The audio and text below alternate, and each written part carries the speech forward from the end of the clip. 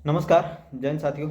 आपने देखा होगा कि फ़िलिस्तीन और हमास और गाज़ा और इजराइल इन सब चीज़ों को लेके गोदी मीडिया इस टाइम काफ़ी एक्टिव हुआ है और अनाप-शनाप चीज़ें जो हैं, कई प्रकार की चीज़ें जो हैं इस टाइम टीवी मीडिया या अन्य माध्यमों में बोली जा रही हैं। लेकिन आपको ये चीज़ें तो पता होना चाहिए कि हमास जो है एक आतंकवादी संगठन है और उसने इजराइल पे हमला किया। मैं इस हमले का एकदम समर्थन नहीं करता हूँ, लेकिन मैं कुछ ऐसे इन्फ्लुएंसर्स को देख रहा हूँ जो गोदी मीडिया के समर्थक हैं या उनके पक्ष में हैं।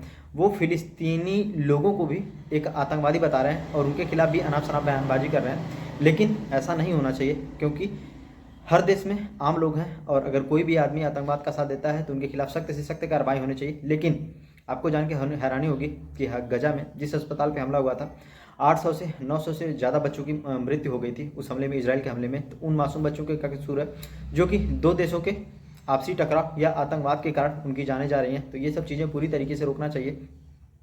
लेकिन अब आपको हैरानी होगी कि भारत सरकार का स्टैंड आज से नहीं, जब से माननीय अटल बिहारी वाजपेयी का सरकार था तब से वो फ़िलिस्तीनियों के समर्थक थे और उनके स्वतंत्र देश के मांग के समर्थक थे।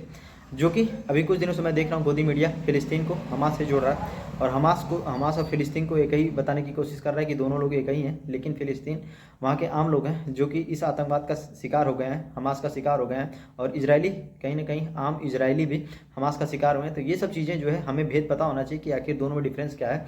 तो आपको जान के हैरानी होगी कि गोदी मीडिया दिन भर चाटुकारिता करते रहते हैं हमास और इजराइल के बारे में, हमास के बारे में या फ़िलिस्तीन के बारे में। दिन भर अनाप शनाप टीवी मीडिया पे चल रहा है। लेकिन रियलिटी ये है कि भारत सरकार ने फ़लस्तीनियों को, आम नागरिकों को जो है राहत सामग्री भिजवाई है। और इस बात की खुशी है मुझे कि भारत का स्टैंड हमेशा से ही मानवता के लिए रहा है और मानवतावादी लोगों के लिए रहा है। तो ये सब चीज़ें बिल्कुल भी सही हैं। लेकिन मैं कुछ ऐसे मुस्लिम इन्फ्लुएंसर्स को भी देख रहा हूँ जो हमास और फ़िलिस्तीनी या हमास के खिलाफ कुछ नहीं बोल रहे हैं, जो कि हमास एक आतंकवादी संगठन है। तो मैं ऐसे लोगों का भी समर्थन नहीं करता हूँ। आप हमेशा आतंकवाद के खिलाफ रहिए, क्योंकि ये मानवता की सबसे बड़ी दुश्मन है। आज नहीं कल आप इसके भी शिकार हो जाएंगे।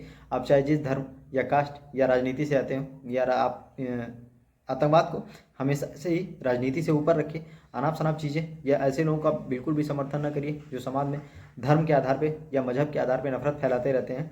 तो देर से ही सही, कम से कम भारत ने अपना स्टैंड क्लियर तो किया कि हाँ, रियलिटी ये है कि फ़िलिस्तीन के आम नागरिकों की भी रक्षा होनी चाहिए।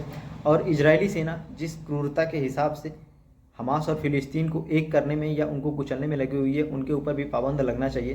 क्योंकि दोस्तों, आपको जान के हैरानी होगी कि फ़िलिस्तीन में भी इजरायली सेना के आतंक से, हम आतंकवाद नहीं बोल सकते हैं, लेकिन इजरायली सेना के आतंक से जो है फ़िलिस्तीन के आम नागरिकों या बच्चों की भी मौतें हो रही हैं। तो ये सब चीज़ें जो है तत्काल प्रभाव से रोकी जानी चाहिए, क्योंकि ये सब चीज़ें मानवता की सबसे बड़ी दुश्मन है और बातचीत के जरिए युद्ध का हल निकाला जाना चाहिए। और हमारे जैसे आतंकवादी संगठनों के खिलाफ सभी को साथ आना चाहिए और इनके खिलाफ सख्त से सख्त कार्रवाई होनी चाहिए।